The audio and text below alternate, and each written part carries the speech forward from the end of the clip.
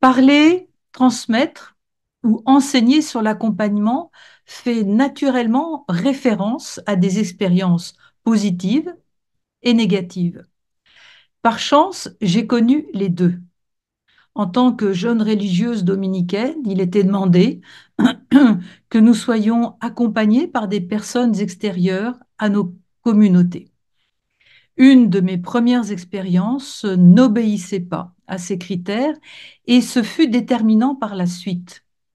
En effet, la responsable de ma communauté m'a accompagnée spirituellement pendant plusieurs années et ce furent des rencontres de prise de pouvoir, d'emprise, voire même de relations fusionnelles.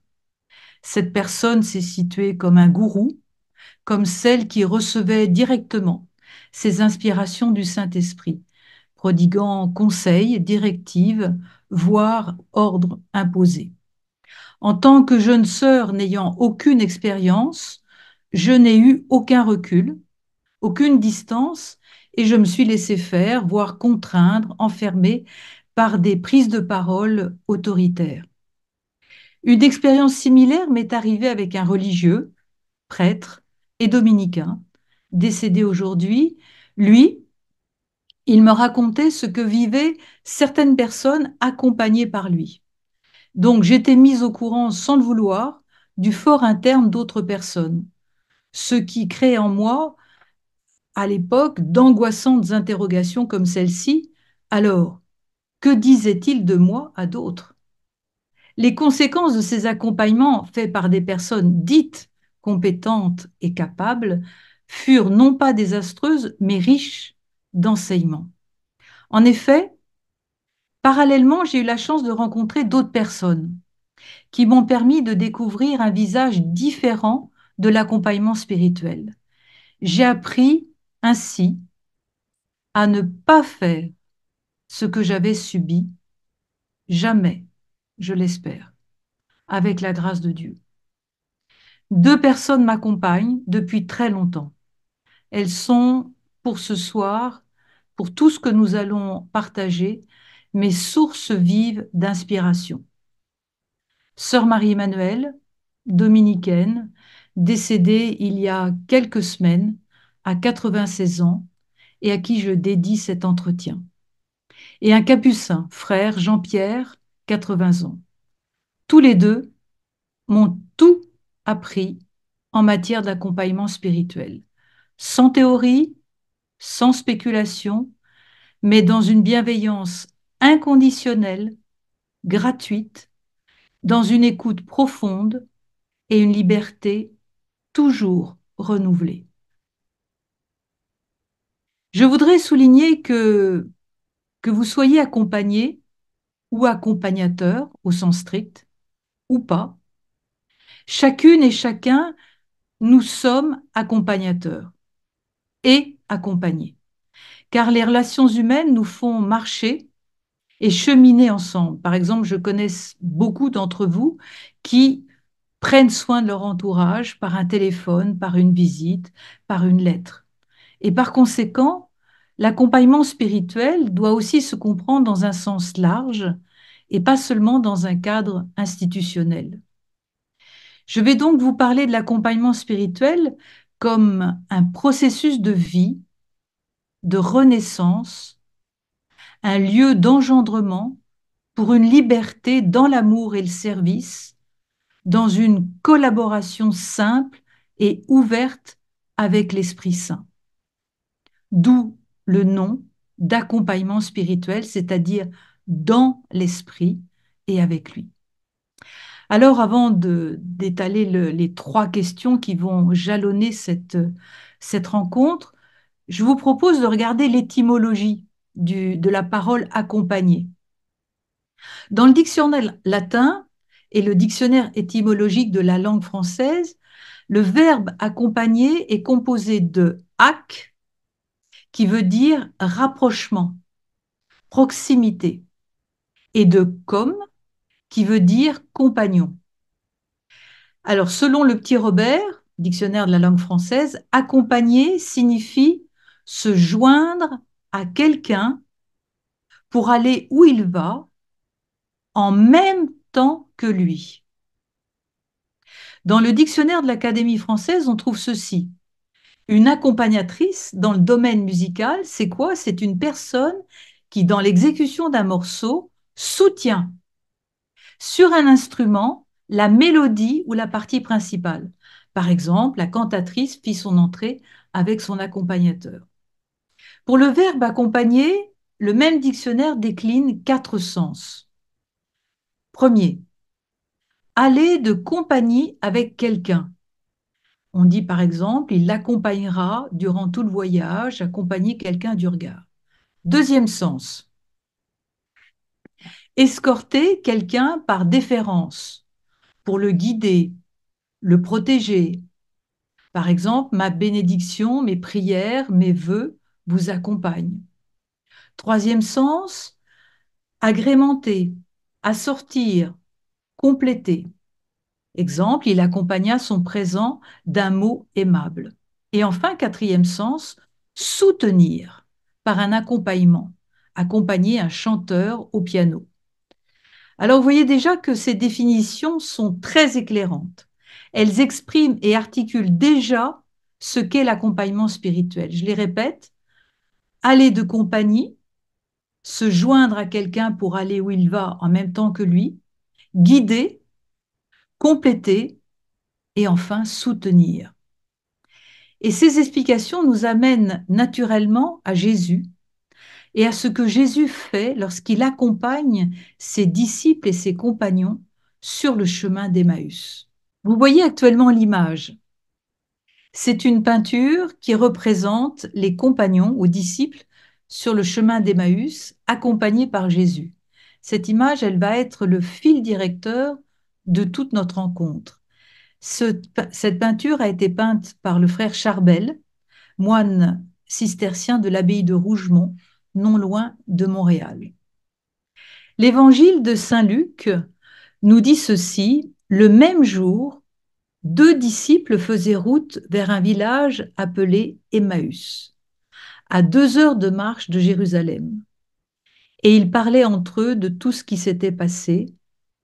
Or, tandis qu'ils s'entretenaient et s'interrogeaient, Jésus, vous voyez cette ligne transparente, Jésus lui-même s'approcha et il marchait avec eux.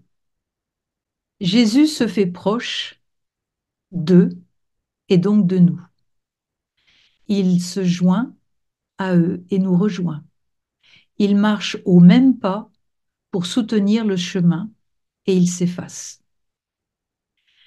Interrogeons-nous sur différentes questions et ce sera le plan de notre rencontre. Qui accompagne qui dans l'accompagnement spirituel? Quelle définition pouvons-nous esquisser de l'accompagnement spirituel? 2. Pourquoi chercher un accompagnement spirituel? Deuxième question, pourquoi chercher un accompagnement spirituel? Troisième question, comment accompagner? Quelles sont les conditions indispensables d'un accompagnement spirituel? Pour parcourir ces 3 questions, nous cheminerons au même pas que celui des pèlerins et des compagnons d'Emmaüs, et nous écouterons d'autres personnes présentes parmi nous. Tout d'abord, le frère et père dominicain Ghislain Paris. Merci d'être là, Ghislain. Et Édouard Chatoff, prêtre assomptionniste au Centre Montmartre à Québec. Auparavant, relisons ce passage si éclairant, car nous sommes ces pèlerins, ces compagnons sur le chemin de la vie. Le même jour, 2 disciples faisaient route vers un village appelé Emmaüs, et ils parlaient entre eux de tout ce qui s'était passé. Or, tandis qu'ils s'entretenaient et s'interrogeaient, Jésus lui-même s'approcha et marchait avec eux. mais leurs yeux étaient empêchés de le reconnaître. Ça, c'est notre aveuglement quotidien. Nous ne voyons pas. Jésus leur dit, de quoi discutez-vous en marchant? Alors ils s'arrêtèrent tout tristes. L'un d'eux, nommé Cléophas, lui répondit, tu es bien le seul étranger résidant à Jérusalem qui ignore ces événements ces jours-ci. Et il leur dit, quels événements? Ça, c'est l'intérêt de Jésus pour tout notre quotidien. Il nous accompagne dans tout notre quotidien. Quels événements? Ils lui répondirent ce qui est arrivé à Jésus de Nazareth. Nous espérions que c'était lui qui allait délivrer Israël. Mais avec tout cela, voici déjà le troisième jour qui passe depuis que c'est arrivé. Ça, c'est notre découragement face aux imprévus et aux épreuves. Quelques-uns de nos compagnons sont allés au tombeau et ils ont trouvé les choses comme les femmes l'avaient dit. Mais lui, ils ne l'ont pas vu. De nouveau, notre aveuglement. Il leur dit, esprit sans intelligence, comme votre cœur est lent à croire tout ce que les prophètes ont dit. Ne fallait-il pas que le Christ souffrit cela pour entrer dans sa gloire? Jésus nous rappelle à la foi et à l'espérance. Et partant de Moïse et de tous les prophètes, il leur interpréta dans toute l'Écriture ce qui le concernait. Jésus nous parle, nous explique, nous explicite. Et les disciples commencent à ouvrir les yeux. Quand ils approchèrent du village où ils se rendaient, Jésus fit semblant d'aller plus loin.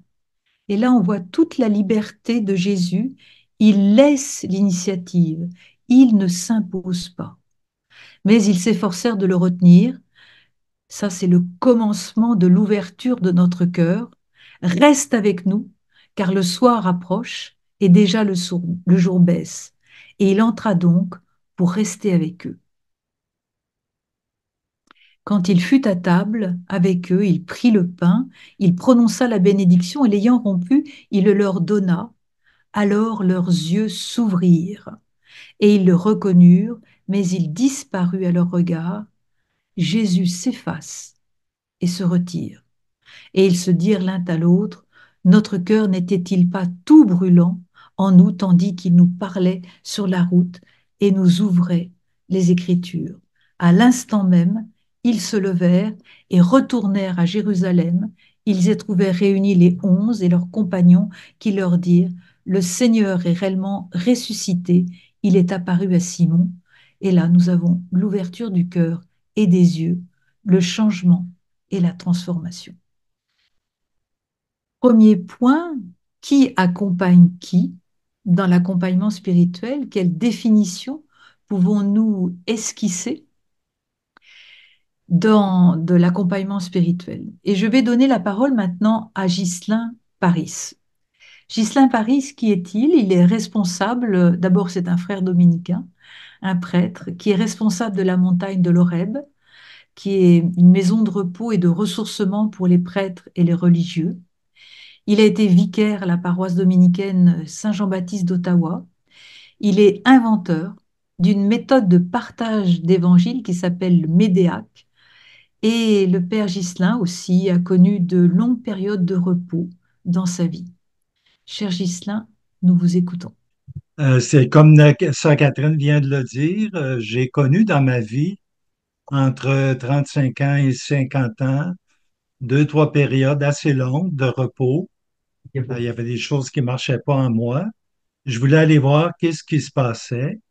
Et puis, j'avais aussi en dedans de moi le désir de rencontrer un jour un maître de vie spirituelle. Et puis, bon, dans cette période assez longue, j'ai eu la chance d'en rencontrer deux, à la fois un homme et une femme. Je vais vous parler maintenant de comment j'ai été accompagné par un homme, un frère dominicain, un ancien provincial, qui était un ex-futur général, disons. Il a choisi de rester, de travailler à la montagne de Lorraine.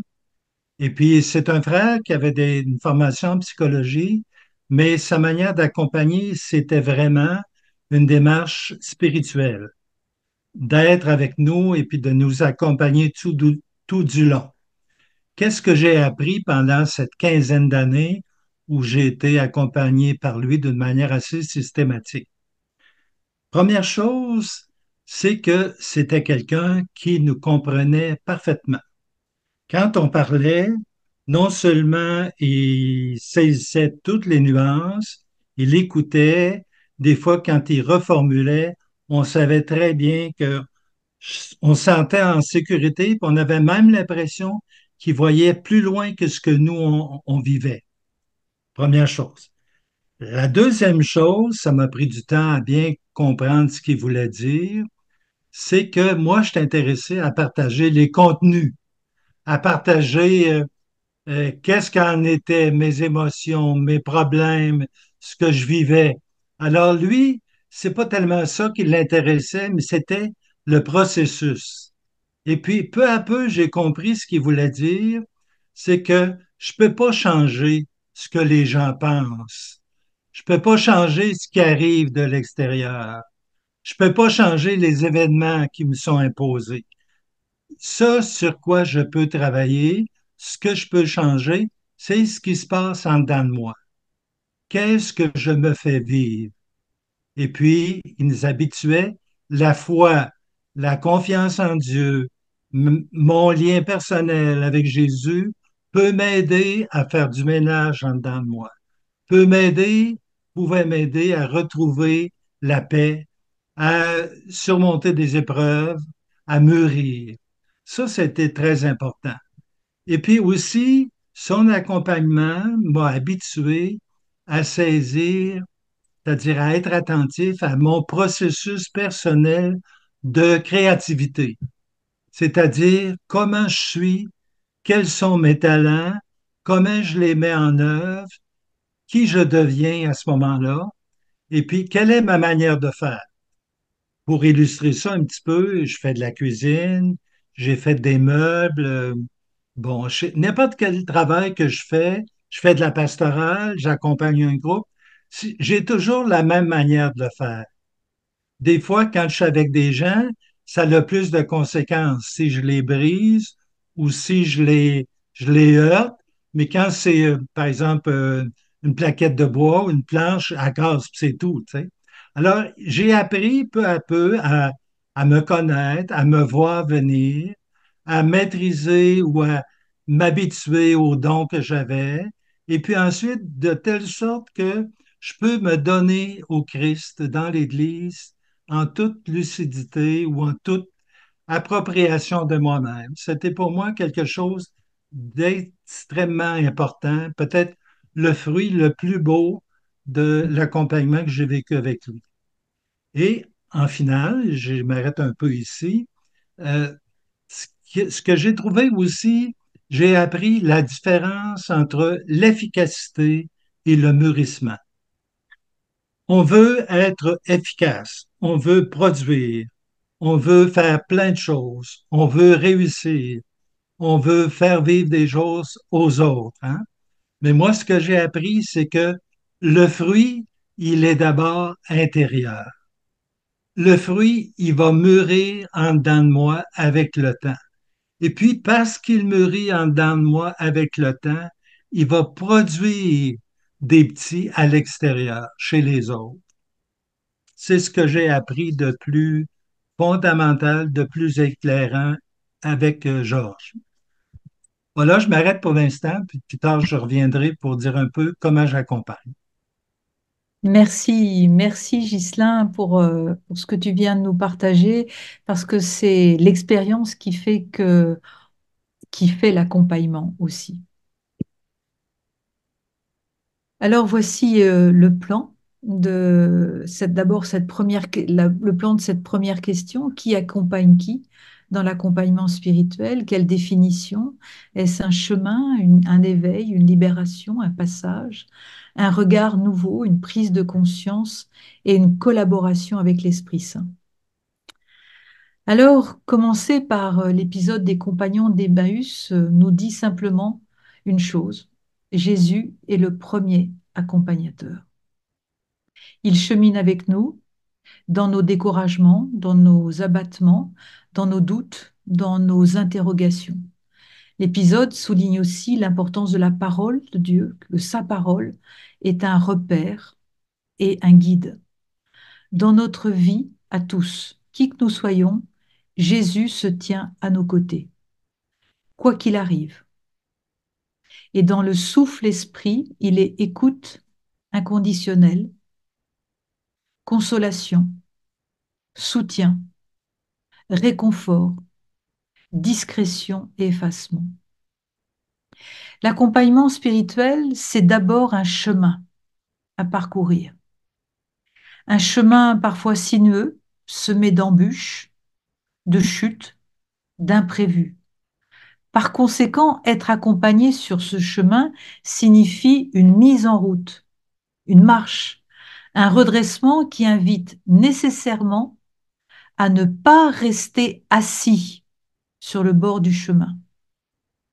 Et après cette mise en route sur le chemin, l'accompagnement va éveiller, comme on l'a entendu avec Ghislain, et réveiller le cœur et l'esprit. C'est un éveil, une ouverture des yeux pour sortir de l'aveuglement. Les disciples, on l'a vu, ne reconnaissent pas le Christ. Ils sont dans l'incapacité de voir ce qui leur est donné. Ils sont aveugles et aveuglés. Or, l'accompagnement spirituel est toujours une invitation progressive et toujours à recommencer, à sortir d'un certain aveuglement. Causé par quoi? Par des raisonnements, des croyances, la volonté de tout contrôler, l'égocentrisme, la certitude illusoire de tout savoir. Il s'agit de sortir d'une autoréférence personnelle et du subjectivisme. Progressivement, dans l'accompagnement, la lumière s'infiltre. Elle provoque une brisure, voire un éclatement, une déflagration qui va permettre une autre vision. Les yeux s'ouvrent sur une réalité et connaissance nouvelle. Et de l'accompagnement est donc une prise de conscience d'une présence toujours renouvelée et imprévue de l'Esprit Saint, un Esprit Saint qui nous relève, qui nous révèle, comme on l'a entendu avec Ghislain, qui nous libère pour plus de créativité, qui nous transforme et nous fait entrer dans un autre positionnement, une autre posture intérieure, comme on l'a vu pour les disciples d'Emmaüs, qui à la fin partent vigoureusement, joyeusement annoncer la résurrection et la vie. Je voudrais faire une grande euh,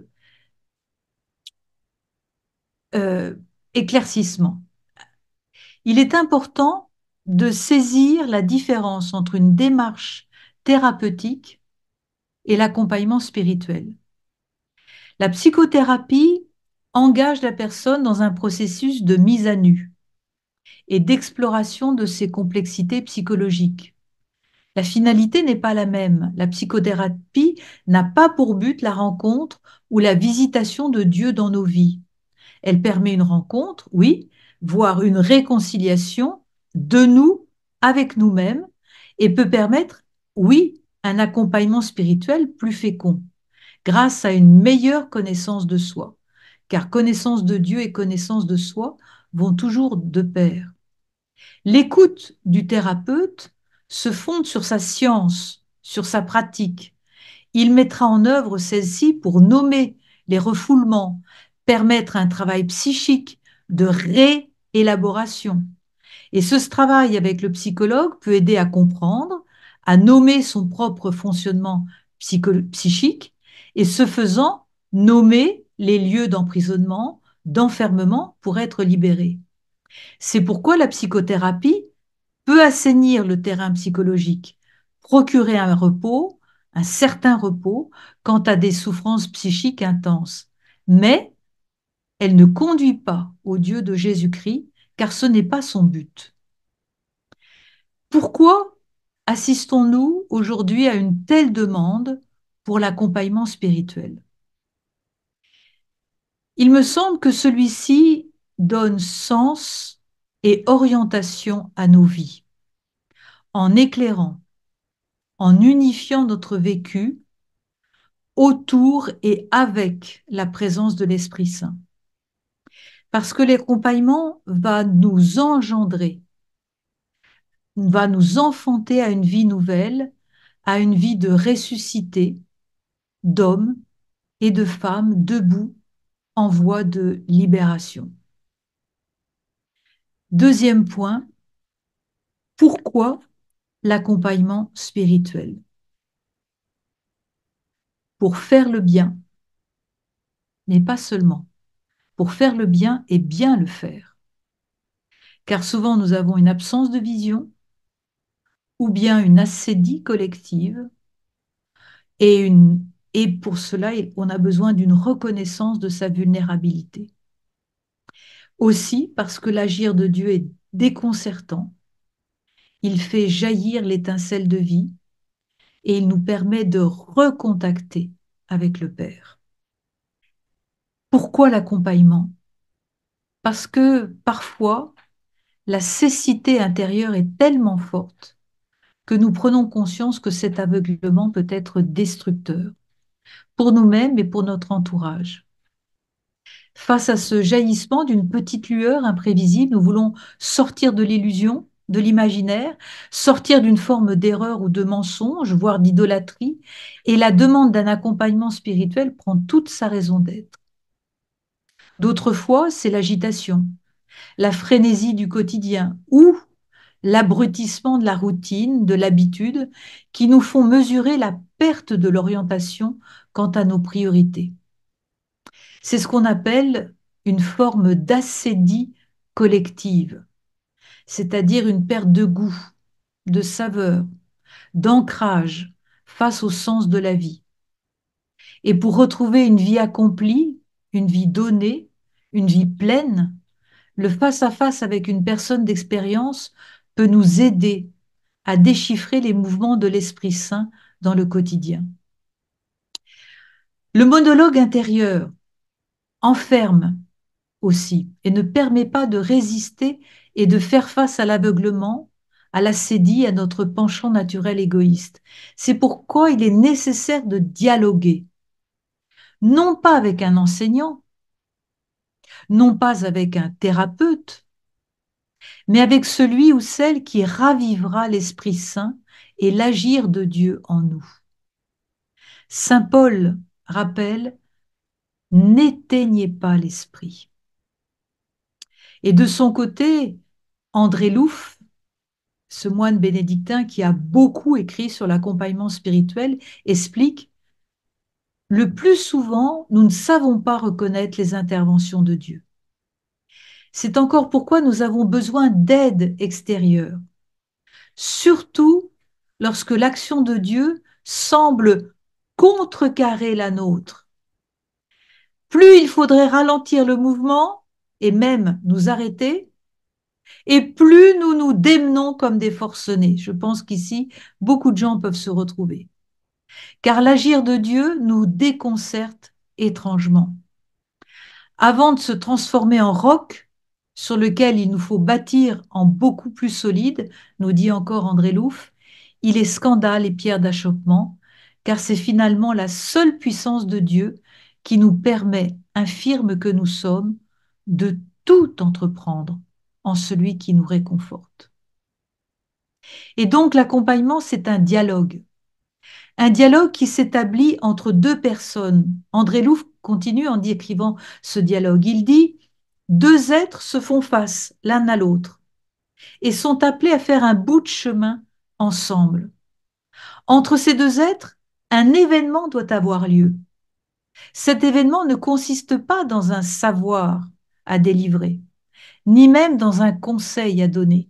Cet événement sera plutôt une étincelle de vie qui doit jaillir de l'un à l'autre. Et il ne s'agit pas de n'importe quelle vie, dit-il encore, mais de la vie même de Dieu, la lumière et la force de son esprit. Georges Bernanos écrit dans le journal d'un curé de campagne cette phrase un peu terrible, il est plus facile de se haïr que de s'aimer. Il écrit ceci, il est plus facile que l'on croit de se haïr, la grâce et de s'oublier. La grâce des grâces serait de s'aimer humblement soi-même, comme n'importe lequel des membres de Jésus-Christ. Alors, en effet, notre regard sur nous-mêmes est très complexe. Il est fait de beaucoup de choses, de mésestime, de doute, de méfiance, de culpabilité, souvent causées par des grandes blessures qui nous paralysent. Et avancer et cheminer devient difficile lorsque ces obstacles sont enracinés. L'accompagnement spirituel va révéler en l'homme et la femme aussi cette forme d'orgueil et d'isolement qui conduisent au découragement, à l'abattement, au désespoir. Et ceux-ci vont grandir dans la mesure de la fermeture du cœur, de la méfiance, d'un manque de foi et d'espérance. C'est pourquoi il est nécessaire d'être soutenu, guidé, accompagné dans un et pour un dialogue qui fait place à une réconciliation et au pardon. L'accompagnement spirituel rendra l'homme et la femme capables, en latin capax, capacité, vase d'argile, pour recevoir et être façonné, modelé par cette étonnante puissance d'amour et de grâce de Dieu. Un peu comme la Pietà de Michel-Ange, d'un énorme bloc de marbre, Michel-Ange a taillé, a sculpté, a modelé cette œuvre d'art inoubliable. Et pour nous, il en est de même. Nous sommes l'argile dans les mains du potier qui est notre Père. Comme nous l'avons entendu au début de l'entretien, une des définitions de l'accompagnement dans le domaine musical consiste à soutenir la mélodie. Vous savez, cette note basse. Reprenant cette image pour l'accompagnement spirituel, celui-ci va permettre de trouver la note juste dans la collaboration avec l'Esprit Saint. Parce que souvent, nous ne sonnons pas juste. Notre quotidien ne vibre pas. Il ne résonne pas. Les relations sont compliquées, disharmonieuses, conflictuelles. On sent que l'on n'est ni à la bonne place, ni dans une posture ajustée. Et nous avons besoin de trouver celui ou celle qui va permettre de trouver notre voix, V-O-I-E, et notre voix, V-O-I-X. Et l'accompagnement spirituel permettra de retrouver le contact et l'harmonie avec la grâce de Dieu. La solitude, l'indépendance, l'autonomie sont constructives dans le développement d'une maturité affective et psychologique. Mais dans le domaine spirituel et dans le domaine de l'expérience spirituelle, il est très important de s'en remettre, de s'ouvrir, de dialoguer avec un autre. Dire cela, c'est retrouver l'origine de l'accompagnement spirituel dans la tradition. Saint Antoine le grand moine du IVe siècle, nous dit: je connais de nombreux moines, disait Antoine, qui, malgré une grande discipline, sont tombés et se sont égarés, car ils n'avaient pas tenu compte de ce conseil.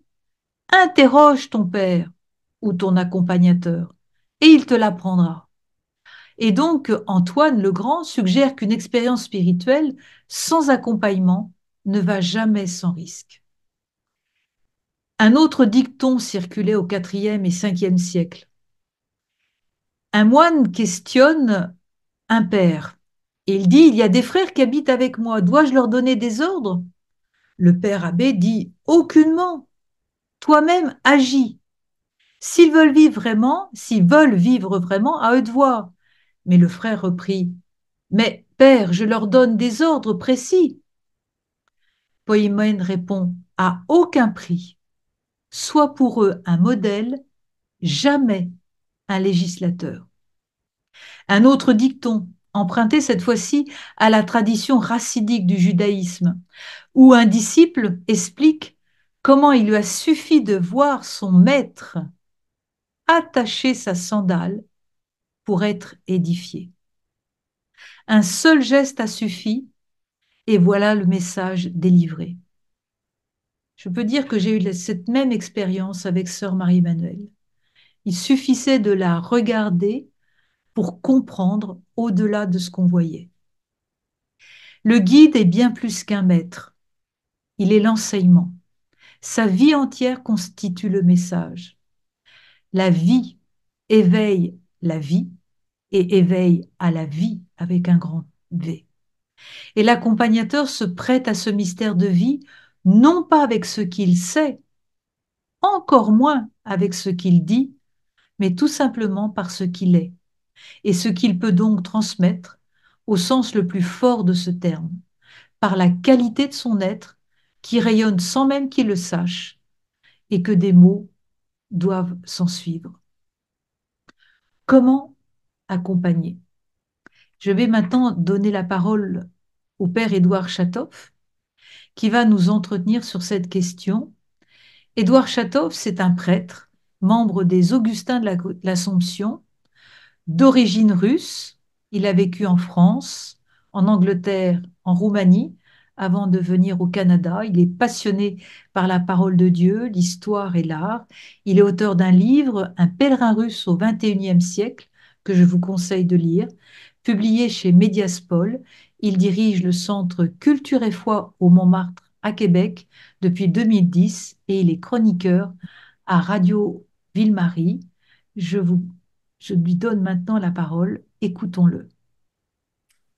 Merci beaucoup, sœur Catherine. Bonjour à toutes et à tous.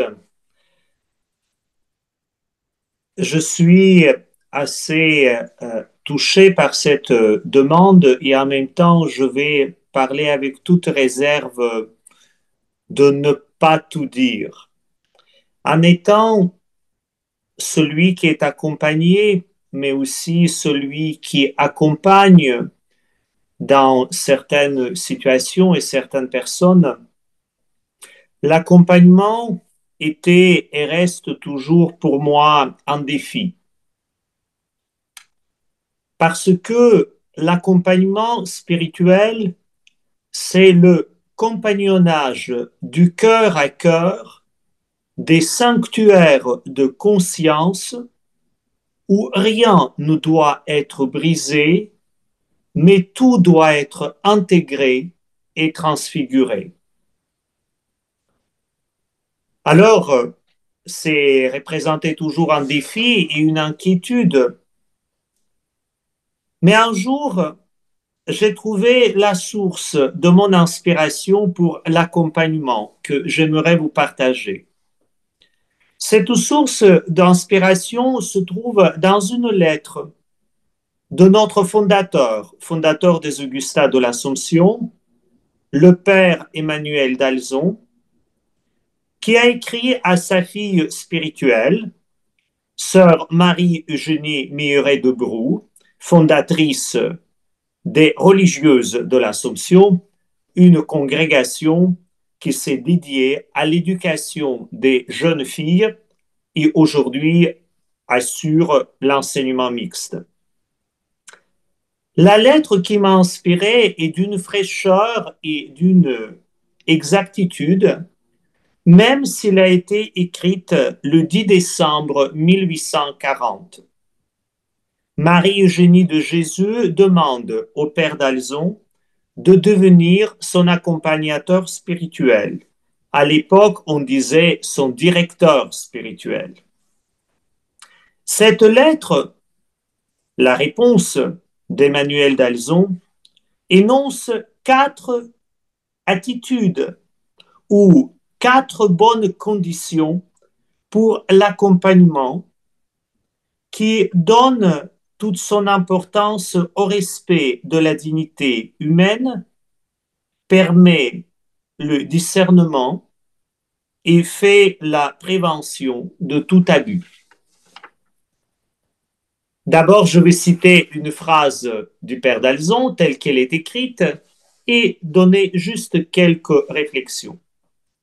La première condition,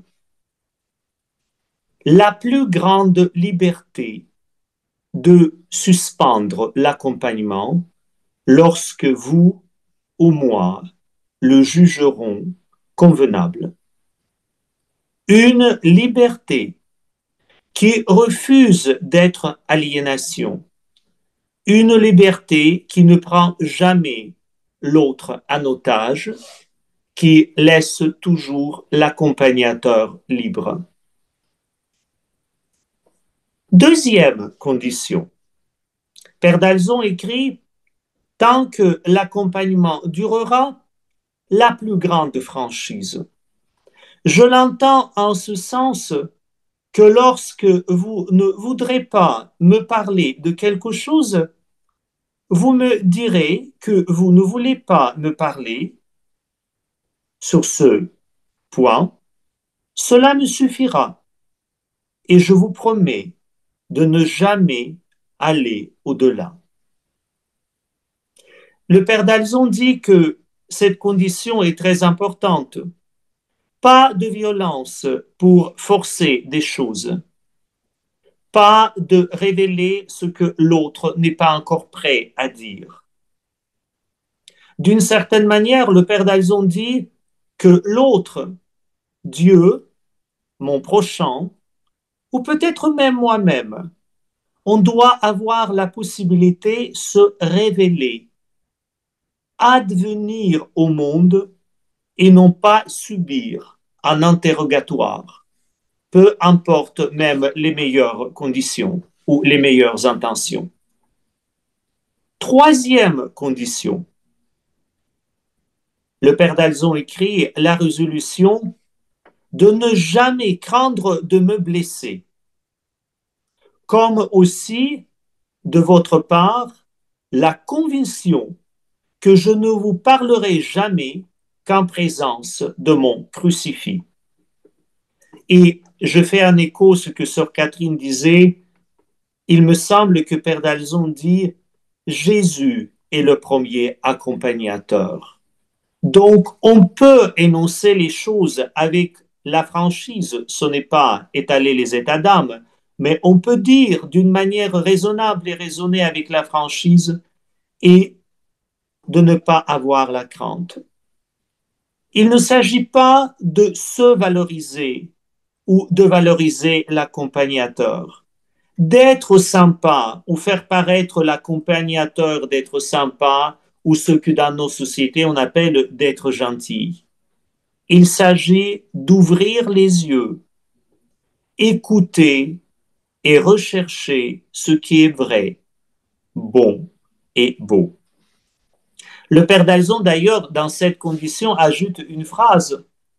Je pourrais me tromper, mais précisément, la franchise et la liberté mentionnées plus haut sont des gardiens de ce point contre les abus.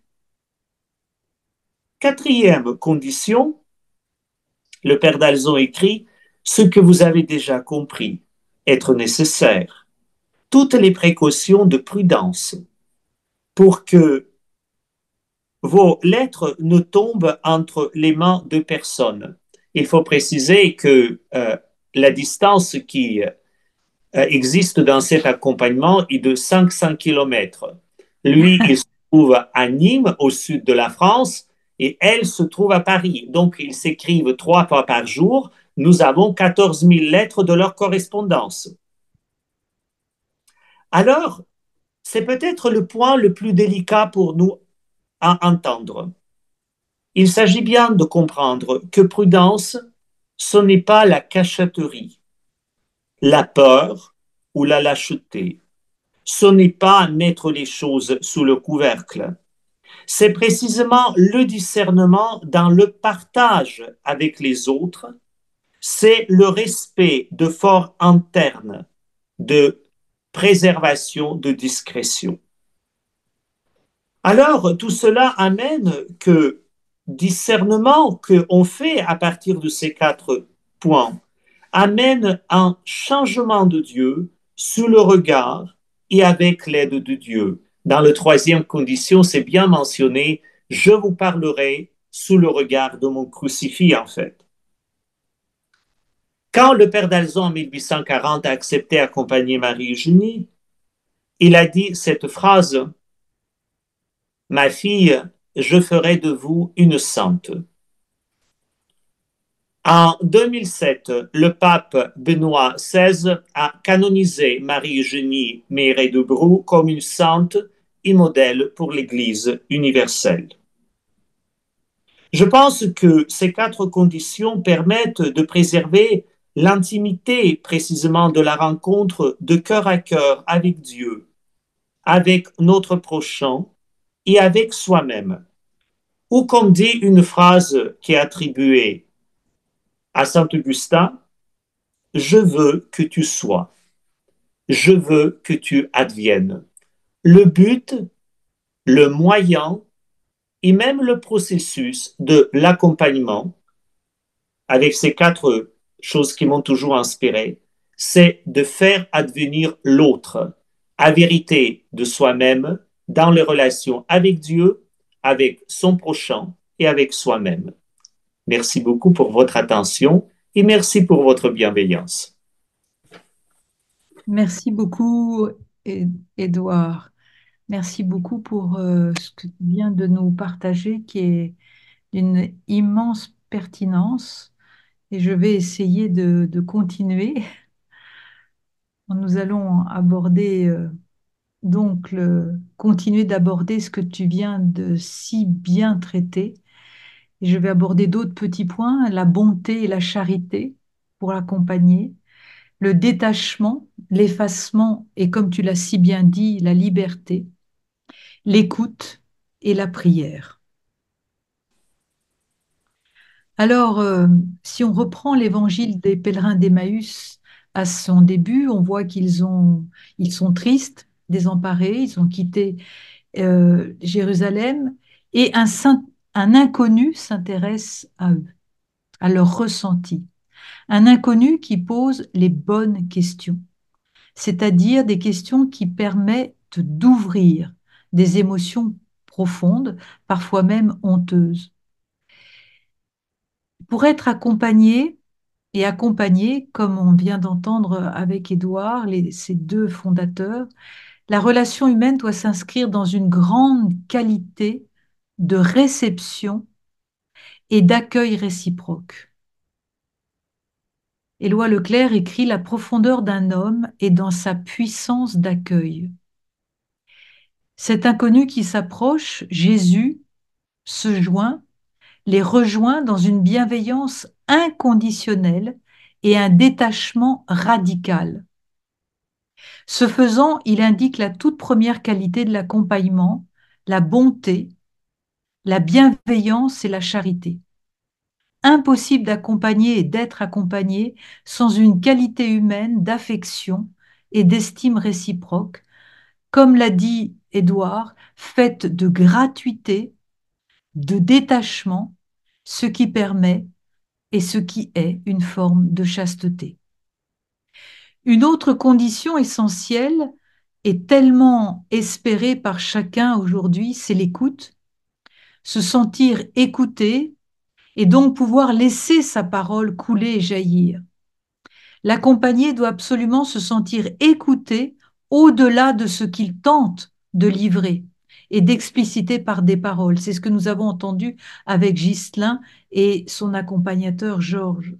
Or, c'est l'écoute gratuite, sans préjugés, sans jugement, sans prise de savoir et de pouvoir, qui permettra la délivrance, ou comme le dit Édouard, d'advenir à une parole venue des profondeurs du cœur.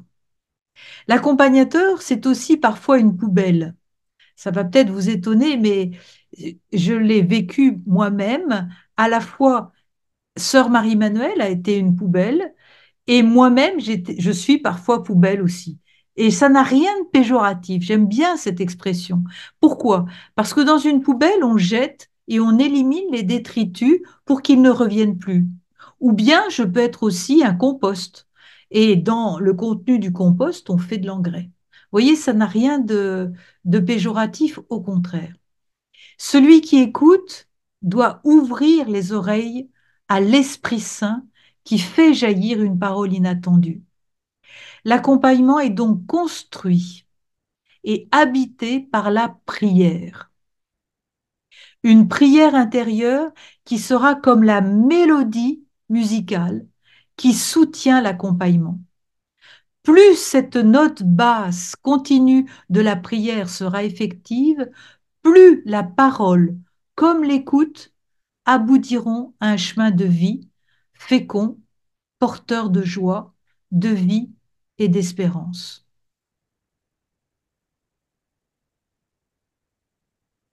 Je termine ce troisième point. L'accompagnateur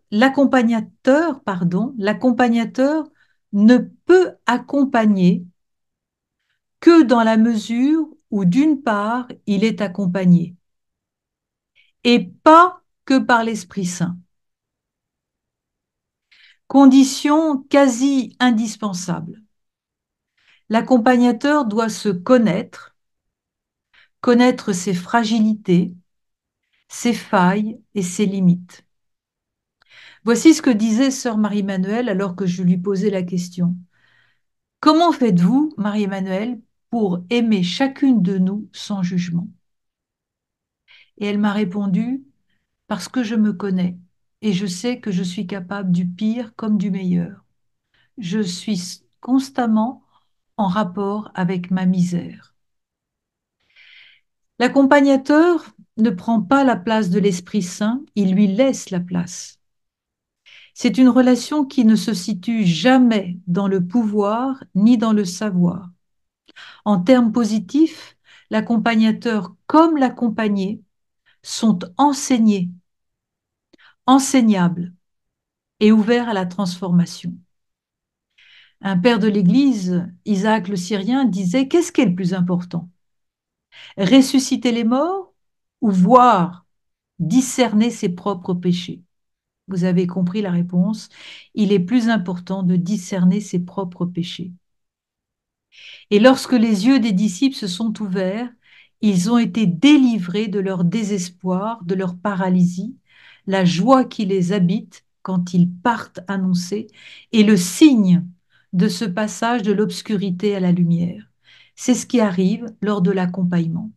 Une ouverture des yeux qui donne joie et élan pour les autres.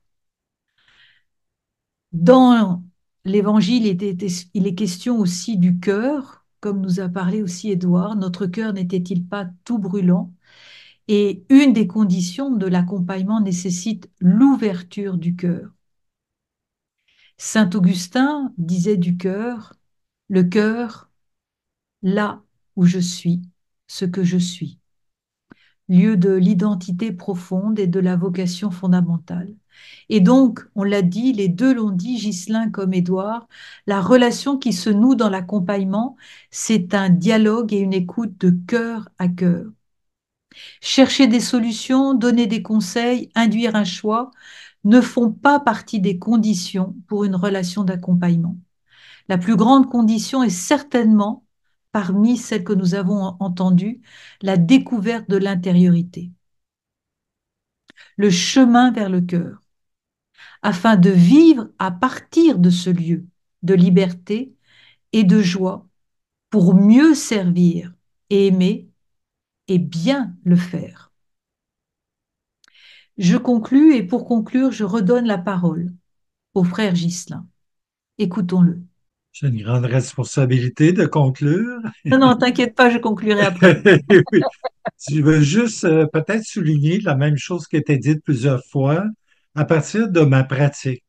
Alors, quand j'accompagne quelqu'un, comment je me situe? D'abord, la première chose, quand quelqu'un vient, j'ai toujours la certitude que c'est lui qui possède les ressources nécessaires pour vivre ce qu'il a à vivre. C'est lui qui est en chemin. Moi, j'ai seulement à l'aider à défaire ou enlever les obstacles ou encore à lui donner la chance de parler pour qu'il retrouve sa propre dynamique, son propre chemin. Et bon, ça, toutes les choses que je peux dire, les reflets, je peux lui reformuler des choses. C'est pas l'important, c'est que lui en arrive peu à peu à se retrouver intérieurement.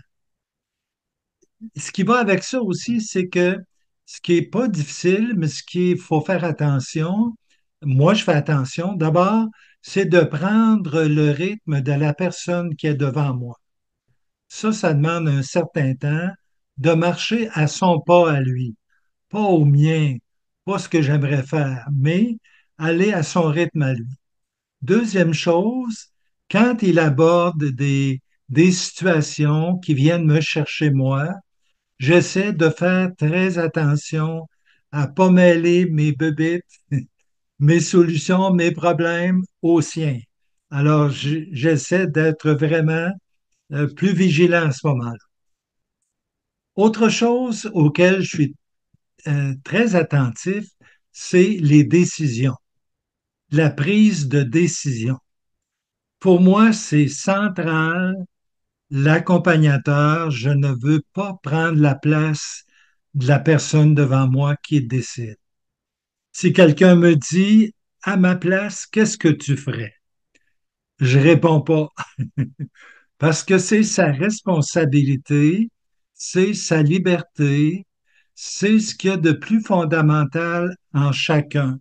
Apprendre à s'approprier sa manière de se décider avec des fois ses lenteurs, ses retours, ses hésitations, mais il y a un processus important qui est en lien avec la liberté personnelle, en lien avec le Dieu créateur qui nous a créés, qui a mis quelque chose en nous.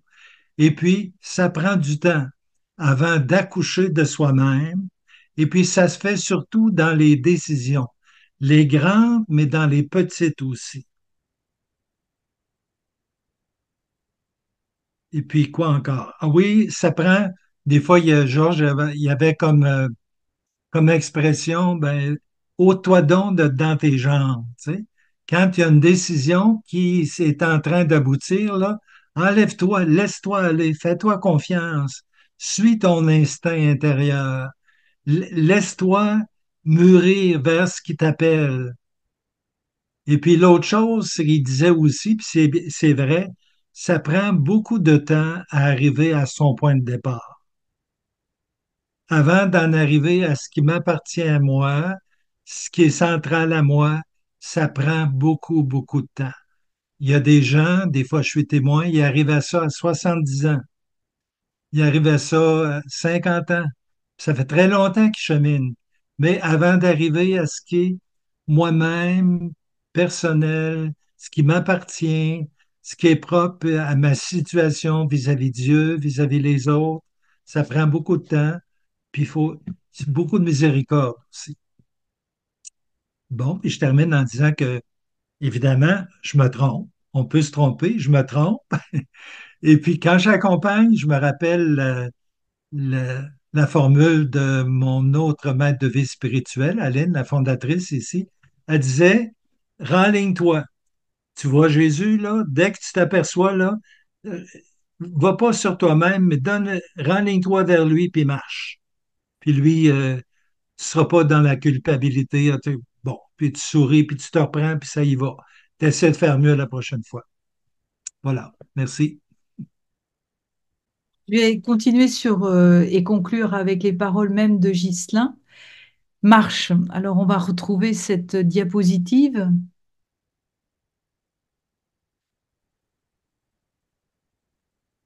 Je vous la laisse regarder quelques instants.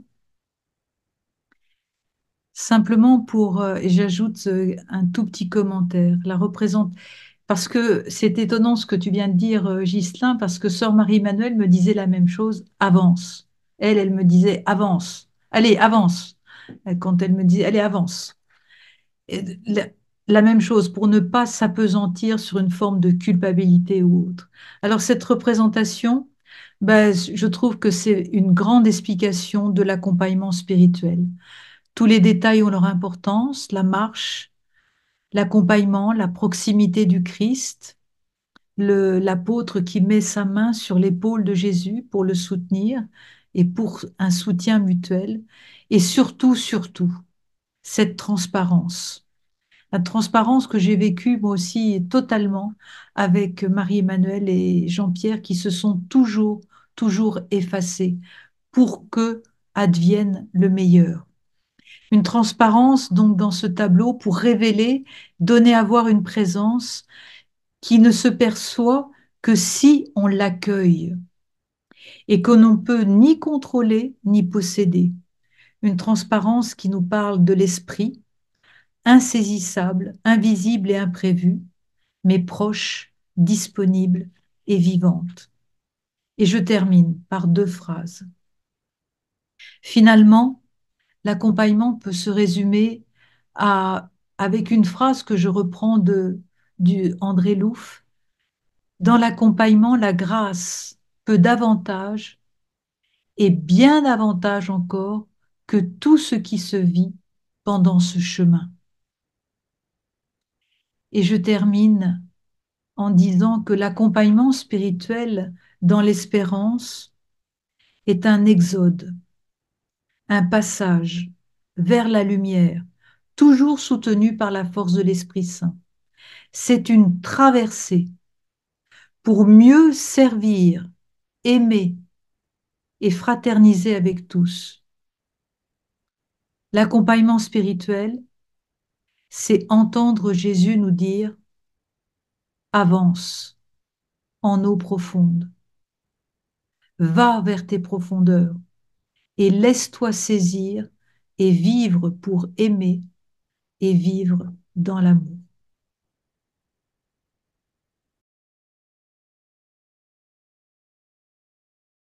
Et juste pour lancer cette conversation à trois, je voudrais rebondir sur ce que disait le père Édouard en disant de cette sœur accompagnée par le père d'Alzon, euh, il lui disait, je vais vous mener jusqu'à la sainteté, comme si la finalité de l'accompagnement spirituel pour les augustiniens de l'Assomption, c'était la sainteté. J'ai reçu beaucoup de questions sur l'accompagnement spirituel par les jésuites. Et les jésuites parlaient, peut-être parlent encore, mais parlaient de direction spirituelle. Et la finalité de l'accompagnement pour les jésuites n'est pas nécessairement la sainteté, mais c'est le discernement. Et maintenant, pour les dominicains, l'école dominicaine, saint Thomas d'Aquin disait que la finalité de l'accompagnement, c'est la charité. Charité, discernement, sainteté, quelle est la finalité de l'accompagnement? Et y a-t-il plusieurs écoles d'accompagnement et donc plusieurs finalités possibles? Peut-être j'aimerais donner la parole au père Édouard Chatov, puisque c'est lui qui a parlé de sainteté et même de canonisation. Et puis ensuite, vous vous passerez la parole les uns aux autres, sœur Catherine et frère Ghislain, pour converser entre vous. Merci Thomas pour cette belle provocation.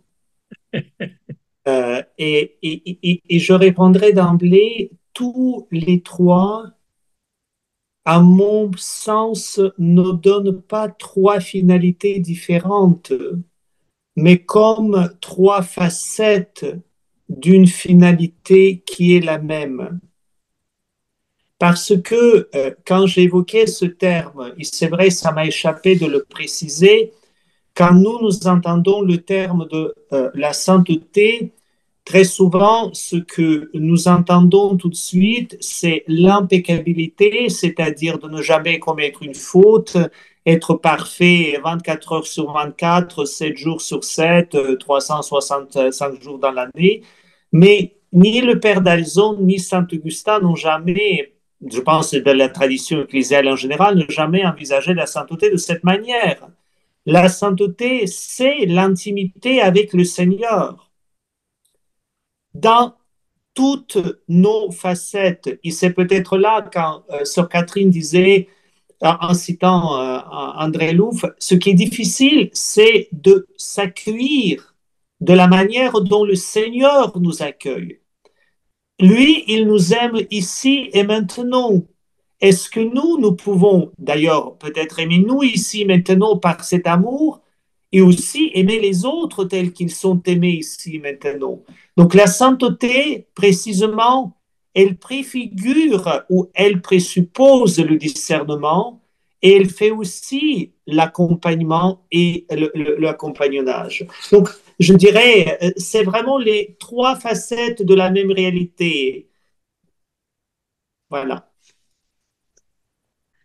Non, je trouve que c'est très intéressant que tu parles, Édouard, des facettes, parce que je crois qu'effectivement, le, moi j'ai beaucoup aimé ce qu'a dit Ghislain aussi, vous l'avez dit tous les deux, de cette façon d'advenir à soi-même. Je pense que c'est le travail de toute une vie, de prendre conscience qu'on est une œuvre d'art, qu'on n'ose pas du tout on n'ose pas y croire, et, et surtout d'être libéré de soi. Je pense que, en tout cas, moi, je je suis en marche comme tout le monde, mais c'est ce que Sœur Marie-Emmanuelle et Frère Jean-Pierre essayent toujours, c'est-à-dire de continue, avance, marche devant et, et tu es accompagné et c'est ce que j'essaye aussi, c'est-à-dire de faire que l'autre advienne. Après, j'ai envie de dire, ça va peut-être te choquer, Édouard, mais la sainteté, c'est pas mon problème, c'est le problème de Dieu, c'est pas le mien. C'est-à-dire, je sais pas comment dire, j'ai pas, j'oserais jamais dire ça à quelqu'un, quoi. Ça me semble un peu. Par contre, voilà, cheminer avec quelqu'un au même pas que lui, voilà, c'est ça un peu, et c'est ce que j'ai vécu avec Sœur Marie-Emmanuelle et avec Frère Jean-Pierre. Ghislain, tu veux dire quelque chose? Oui, évidemment. Ben, en tout cas, advenir, on parle Oui. beaucoup maintenant, bon, de un nouvel enfantement, d'arriver à soi-même. Et puis, il y a quelque chose de très vrai là-dedans. Ça prend du temps. Saint Thomas, il disait, faut être capable, longtemps on fait des belles choses, mais peu à peu, faut en arriver à faire avec beauté ou bellement de belles choses. Puis il y a quelque chose comme ça dans notre itinéraire spirituel. Aux yeux de Dieu, on est appelé à être quelqu'un, et puis il faut accepter de se mettre en route. Ça prend du temps. Il y a des purifications. Et puis, peu à peu, il y a des choses qui partent, qui volent, et puis il y a la poubelle, et puis, mais en même temps, il faut apprendre, ou en tout cas, l'enjeu, c'est d'être à sa place vis-à-vis lui, vis-à-vis les autres, s'aimer humblement, tu sais, reconnaître, c'est bien moi, c'est moi ça, je te remercie, je te rends grâce, aide-moi à devenir encore plus moi-même. C'est bon, c'est une autre manière de dire c'est la sainteté, mais je cherche pas à être saint, je cherche à répondre à son appel, je cherche toujours, toujours à le reprendre, à marcher, à continuer, puis c'est ça le plus important, me semble. Et Mais pour je... reprendre Oui. Oh, pardon, Édouard, vas-y. Non, vas-y, Catherine. Pour reprendre la tradition dominicaine, moi, je voudrais reprendre d'abord, je voudrais faire le lien avec Brigitte Quintal, avec sa conférence sur la consolation, puisqu'on disait de Dominique qu'il était un consolateur. Et je pense que Dominique était un accompagnateur de ses frères et il les consolait dans le sens qu'il les remettait, comme tu disais, Ghislain, dans l'axe, là où ils doivent être. C'est ça la consolation, remettre la personne dans sa vocation. Et puis, j'ajouterais, toujours dans la tradition dominicaine, Maître Eckhart. Maître Eckhart, pour qui la vie spirituelle, c'est la naissance de Dieu dans l'âme. C'est exactement, c'est ça, l'accompagnement, c'est de faire advenir la vie de Dieu dans une personne. Et en même temps, ça ne nous appartient pas. On est des compagnons les uns pour les autres. Oui, Édouard. Évidemment, ça ne nous appartient pas. Et pourtant, dans l'accompagnement, quand on advient à soi-même en présence de l'autre, je pense qu'il y a quelque chose, mais pas dans le registre de venir sans faute, mais précisément l'intimité grandit et Dieu peut advenir même plus dans notre cœur. Et cet axe dont Ghislain a parlé et toi tu as évoqué, précisément, elle va s'approfondir. Dans les confessions de Saint Augustin, Peut-être il y a une phrase que vous me faites penser que je n'ai jamais pensé appliquer à l'accompagnement spirituel, mais peut-être elle peut être appliquée. Saint Augustin écrit, quand il fonde donc la communauté, il dit, j'ai voulu d'être en compagnie des amis pour ne pas être déçu. C'est-à-dire marcher en compagnie des amis pour de ne pas vivre la déception dans le sens l'amertume, l'acédie, la destruction ou l'abus par l'autre ou par soi-même. Et précisément pour cela, il faut être en face de quelqu'un et l'autre nous fait face. Moi, j'adviens, mais l'autre advient aussi moi, Oui, Dieu, je pense, inclus. oui. C'est sûr qu'il y a différentes manières d'accompagner. Il y a différentes familles. C'est bon, on parle de la tradition dominicaine, jésuite, il y en a beaucoup d'autres. Je veux dire, la vie est multiple. L'important, c'est de trouver son chemin. Et puis, quand on est en chemin, moi, ce que je trouve extraordinaire, c'est pas prévu, mais la joie arrive de plus en plus. Mm, Ce qui est étonnant, et ce qui est très beau. mm. Et je pense, Ghislain, vous avez souligné quelque chose d'extrêmement important, je pense, pour l'accompagnement et pour euh, la bonne santé de la personne et de l'accompagné et de l'accompagnateur. Il ne faut jamais donner les réponses, jamais prendre les décisions à la place de l'autre. Si vous vous dites un peu, je ne sais, c'est en se retirant, quand on me pose la question, et vous, que faites-vous à ma place? Et moi, je dis, et précisément, je ne suis pas à votre place. Mm. Je ne suis pas à votre place, je ne sais pas, je ne peux pas parce que précisément, votre place, elle est la vôtre. Et peut-être dans l'accompagnement, il faut, comme vous avez dit, j'ai cité le père d'Alzon, et nous le savons toutes et tous, faire une faute, de se tromper, ce n'est pas la catastrophe finale. La catastrophe finale, c'est de se refuser, reconnaître qu'on s'est trompé, de s'enfermer dans la faute et faire comme rien ne s'est passé. Là, par exemple, il y a après des conséquences graves qui arrivent. Mm. Pour compléter ça, avec une question qui revient souvent au cours de la conférence, hein, vous parlez que l'accompagnement est source de joie, de liberté, tout ça est très beau, mais vous avez aussi parlé de l'accompagnateur comme une poubelle, mais si on l'entend dans le sens le plus dur, c'est que quand véritablement l'accompagnateur est une vraie ordure, et ça arrive, la question est la suivante, je la lis tout simplement, comment croire encore à cet accompagnement après tous les abus dans l'Église, justement dans le cadre de l'accompagnement spirituel? Et la personne qui nous pose cette question et d'autres aussi, c'est dit, la présentation de Sœur Catherine est très inspirante, celle du Père Édouard, celle de Frère Ghislain, euh, est source de réflexion pour nous. Mais comment faire confiance encore quand on y a tellement cru et qu'on a été trahi?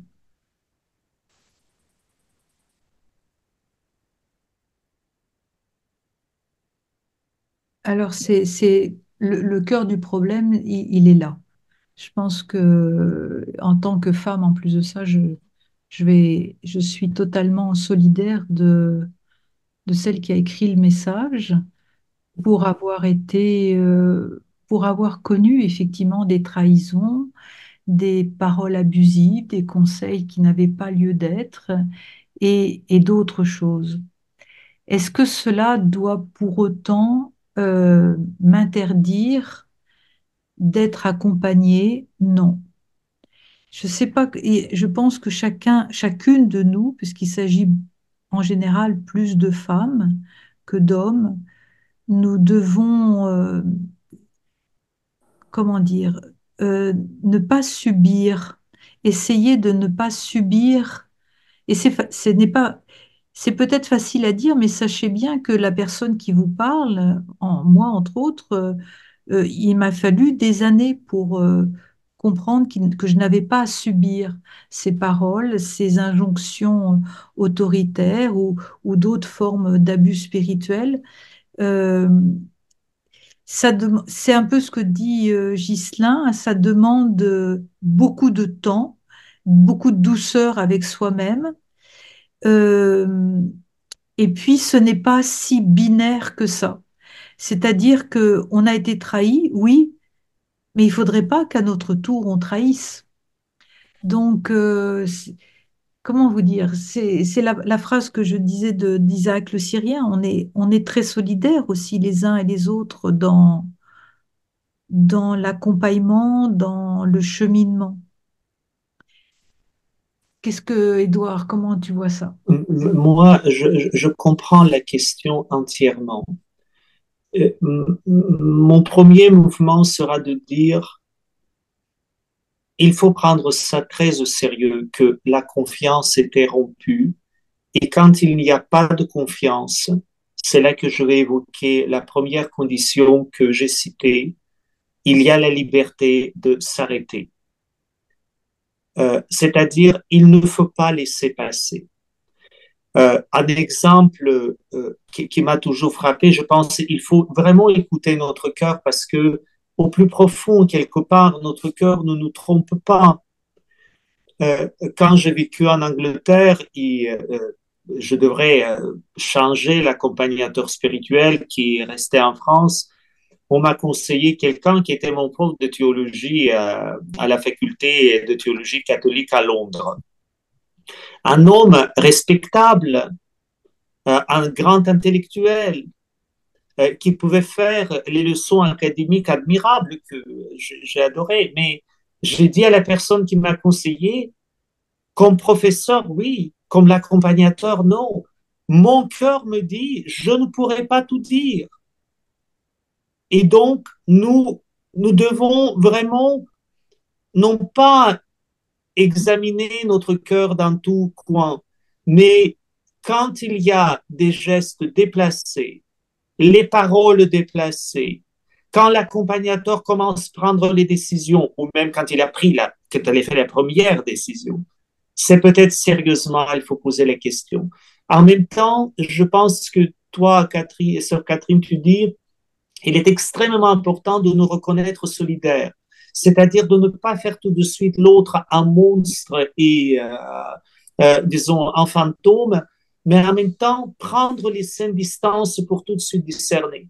Et dans le cas personnel, je ne l'ai pas évoqué, et c'est pas dans ce qui est écrit dans la lettre, et c'est d'ailleurs pour cela, même le fait de faire l'accompagnement est le premier point de discernement. Pour moi, il y a une distinction entre les causeries spirituelles, quand quelqu'un me vient de parler, partager son problème, et ce n'est rien de péjoratif dans ce terme causerie spirituelle, que je vais aussi écouter, je vais faire presque la même procédure, et l'accompagnement, où je vais tenir la personne dans ma prière personnelle, non pas de temps en temps, mais régulièrement.